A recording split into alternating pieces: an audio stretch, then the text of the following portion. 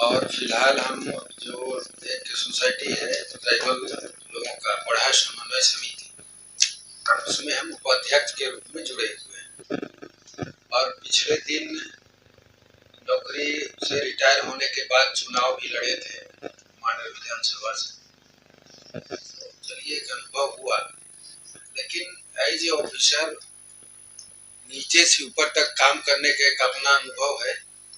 वो अपने तरीके से काम किए हैं।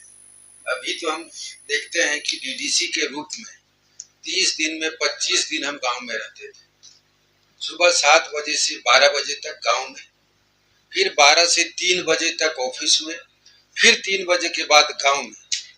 अब अभी वैसा कोई डीडीसी नहीं मिलेगा, इसको तो हम दावा के साथ कहते हैं। तो एक बेटर अनुभव है गांव में काम करने का, और एक एक गांव में गरीबों के बीच रह के उनका जो स्थिति है उसको नजदीक से देखने का अनुभव। हम एक ऐसे अंचल अधिकारी थे और बीडीओ थे कटकम साइड, एकदम जंगल में। 1996 का बात बता रहे हैं। उस समय कास्ट और इनकम सर्टिफिकेट बनाने के लिए लोग बहुत परेशान होता था। तो हम अपना जीप में क्लर्क को और टाइपिस्ट को बैठ करके गांव घूमते थे। रामनगर, सलगावा, है ना, बेलावल, रोमी, खुटरा, पबरा, डुकरा, तमाम गांव, 30 गांव हमको अभी भी, 130 गांव अभी भी याद। वो सब जगह में जा करके खतियान देख करके वंशावली बना करके ऑन स्पॉट हम लोग सर्टिफिकेट देते थे। तो उस समय का कल्चर, वर्क कल्चर और अभी का वर्क कल्चर देखने से बहुत डिफरेंस लगता है। तब मन में लगता है कि नहीं, कुछ करना चाहिए। अब इसी ख्याल से हम लोग समाज से जुड़े हुए हैं और कुछ करना चाहते हैं। हम लोग सरकार से सीधे लड़ना नहीं चाहते। यहाँ देखिए, आप लोग देखते होंगे कि जितने लोग हैं सब अलग अलग पद में रह के, आईएएस से लेकर के नीचे तक, और सबको अलग अलग अनुभव, और तमाम लोग जुड़ करके हम लोग सरकार का एक नजर बनना चाहते हैं। सरकार को एक रोशनी देना चाहते कि सर या सरकार महोदय, इधर भी कुछ काम है जो आपको करना चाहिए। और उन्हीं तमाम मुद्दों को लेकर के हम लोग ये जो है समन्वय समिति में जुड़े हैं और तमाम चीजों को देख रहे हैं। अभी सबसे बर्निंग इशू है ट्राइबल्स के लिए, वो है धर्म कोड। सरना धर्म यहाँ मांग रहा है, बाकी जगह भीली मांग रहा है, कहीं गोंडी मांग रहा है, तमाम अलग अलग वर्ड से मांग रहा है। लेकिन अगर आप जैसे हिंदू धर्म, मुस्लिम धर्म, ईसाई धर्म, जैन धर्म, बौद्ध धर्म दिए हैं, तो आदिवासी धर्म दे दीजिए, क्या दिक्कत है भाई। आजादी के पहले था, जिस समय अंग्रेजी हुकूमत था उस समय एनिमीज में ट्राइबल्स या और कोई वर्ड से उनका काउंट होता था और जनगणना में था एबोर्जिनल। लेकिन कांग्रेस का सरकार जब पहली बार बनी तो आप उसको खत्म कर दी। तो गलत हुआ कि नहीं हुआ? क्या हमारा अस्तित्व नहीं है? हमारा गिनती नहीं होना चाहिए? हम आदमी नहीं है? तो ये होना चाहिए। क्या होगा? तो ये हम लोग का एक कहना है। दूसरा बात है रोजगार का। अभी जहां कहीं आप देखिए जाकर के रोजगार गौन है, तो हम लोग सरकार को कहते हैं आप रोजगार के दिशा में काम करिए। और हम लोग देखते हैं पलायन का, तमाम लोग पलायन कर रहे हैं ट्राइबल्स लोग। अभी जाइए तो 90% आदमी का घर में ताला लगा रहता है। तो उनको रोकने का काम करिए और यहाँ रोजगार दीजिए, ये हम लोग का कहना है। स्कूली आप देखें, स्कूल में स्कूल गिर रहा है, टीचर नहीं है, तो उधर भी काम करने का जरूरत है।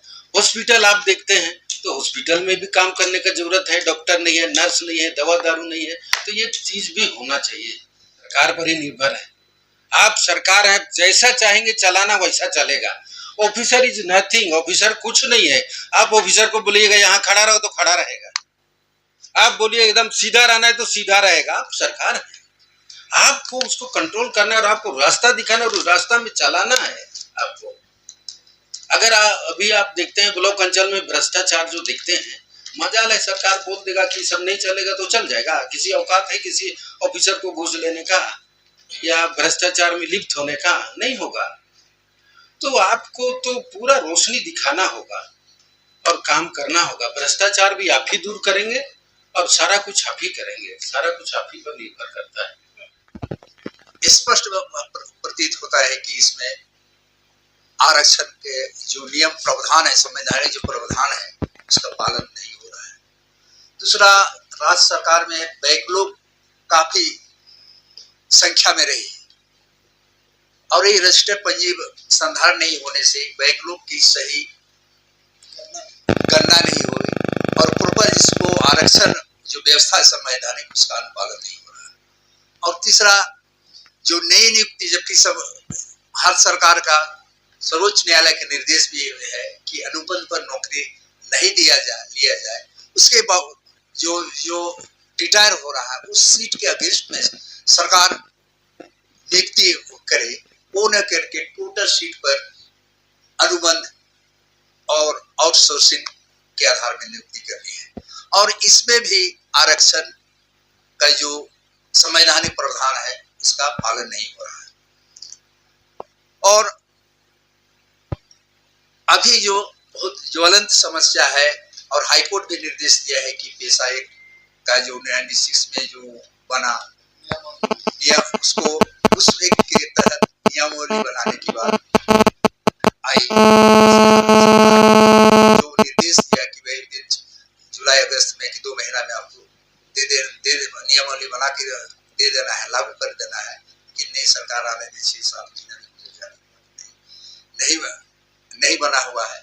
ये जिस आकांक्षाओं के साथ में यहाँ का आदिवासी और मूलवासी सरकार को बनाया और उम्मीद किया, लेकिन अभी तक वैसा नियम नहीं बना और उसको उससे भटकाने के लिए क्या क्या रूढ़ी जन परंपरा आदि का दस्तावेजीकरण के लिए उधर एक अभियान शुरू कर रखा है।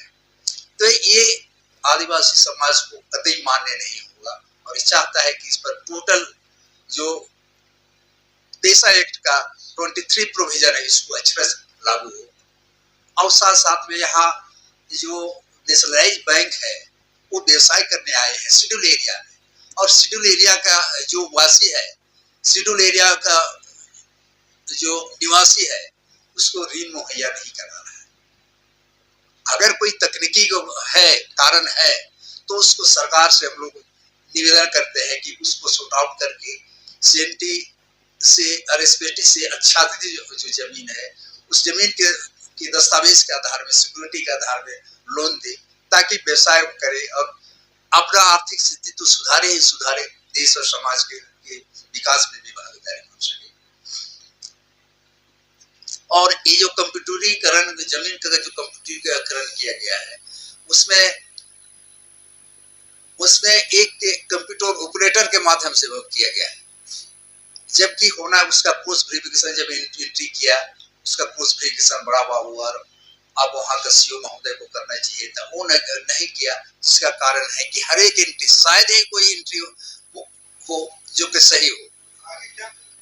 तो उसमें हम लोग सरकार से यही उसमें मांग है कि भाई आप जिस तरह से कंप्यूटरीकरण एक अभियान के तहत हमने शुरू कराया, उसी तरह के जो आपने गड़बड़ी हुई है उसको एक विशेष अभियान चला के समयबद्ध तरीके से उसको समाप्त कराइए, ताकि आम जनता को परेशानी नहीं हो।